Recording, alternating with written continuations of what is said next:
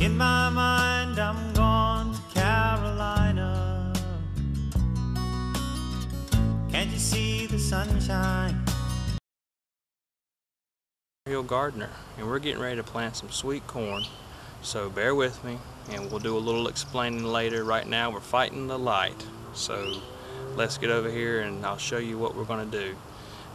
First things first is I'm going to show you the equipment that we're going to use, and it is a old-fashioned earthway planter, and there it is right there. It's got the seed discs in there, and we're going to try to use that and make the best of it so we can plant our corn evenly spaced, and hopefully it'll work out good. So alright, we got the seed plate put on for sweet corn. So I try to use, and we're going to be planting silver queen corn, and I try to use Southern State seeds. It's already got Cap-10 Lorban on it, which is helps it to germinate in the soil good. It kind of protects it from molding. That's that red coloring that you see. So what we're going to do now is we're going to go ahead and put some seed in there. Again, we're going to try to seed it a little thick, and then we'll cut back from there. We can always thin it out, but you can't always plant it again. Well, you can plant it again, but you can't get it all the same age. So let's put some down in the hopper down here. And what we're going to try to do is just get a good little bit in there. That should be enough to start. Alright, here's the garden plot. So you can kind of see down there what it looks like. It's about 25 feet wide by about 82 feet long. My kids' playhouse down there in the distance, and the blue thing is my pop-up camper with a cover over it. So what you see is the same plot that was used last year. I've tilled it up good with my tractor, got it going. I just ran through the darker soil you see over there is where I just ran through. I'm going to be planting the corn, going ahead and getting in the ground, because it needs to go ahead and start germinating. We got some rain on the way, so we need to go ahead and get it germinating. Down here is a new addition this year. You can kind of see that new area that kind of juts off to the side there. That's a new addition to the garden this year. We're going to try to put our tomatoes and stuff down there, and we'll be planting them as we come along. So let's go ahead and go over here and try to go ahead and put some corn in the ground over here in these dark rows. So I'm going to set that up so you can see it and see how we do.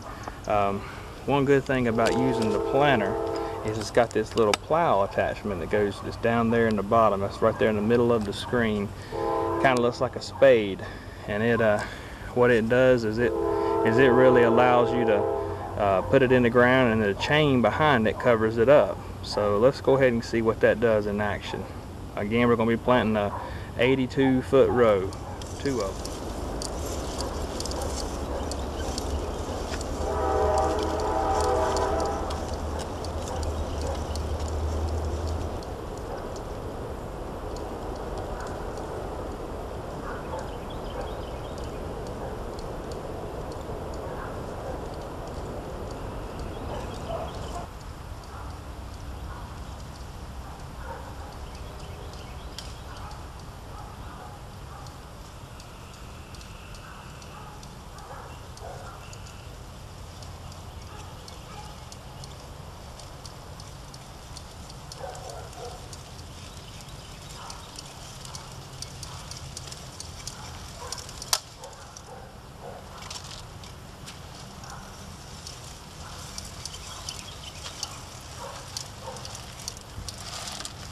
Alright, got her done.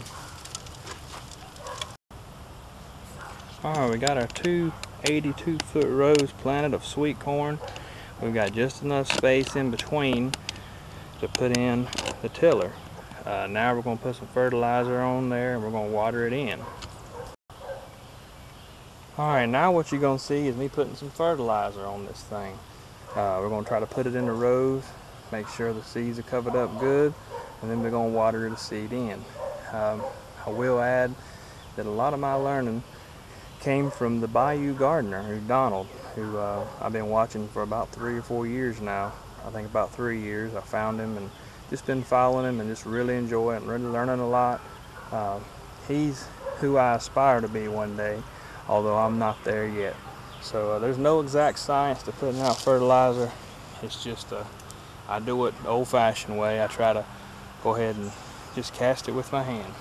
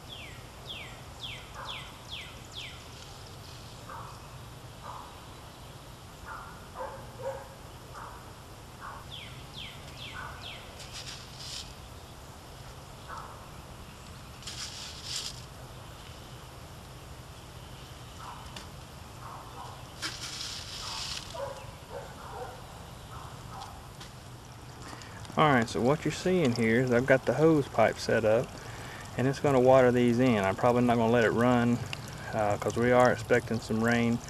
That water will flow all the way to the end of the trench eventually, but it might be just a little hard to where it might wash out what I've done, so I'm going to go ahead and try to even her out a little bit, so bear with me.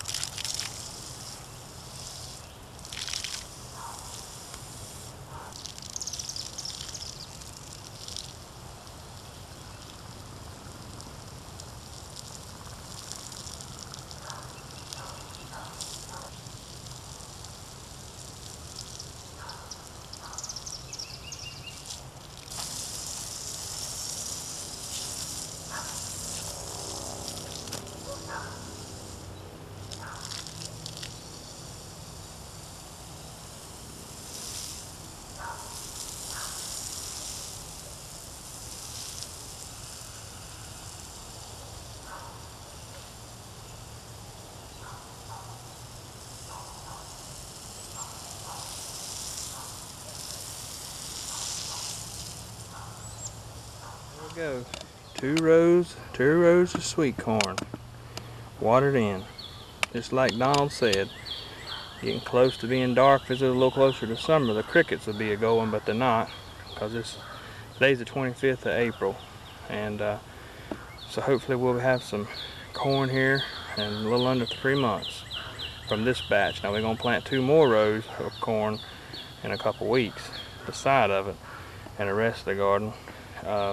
We eat a lot of green beans and peas and limas, okra. We're going to try some beets and some tomatoes, and we don't know what and all we're going to try. So we're going to hopefully offset our food bill. They say food prices are going to go through the roof, so now we'll have a hedge against that.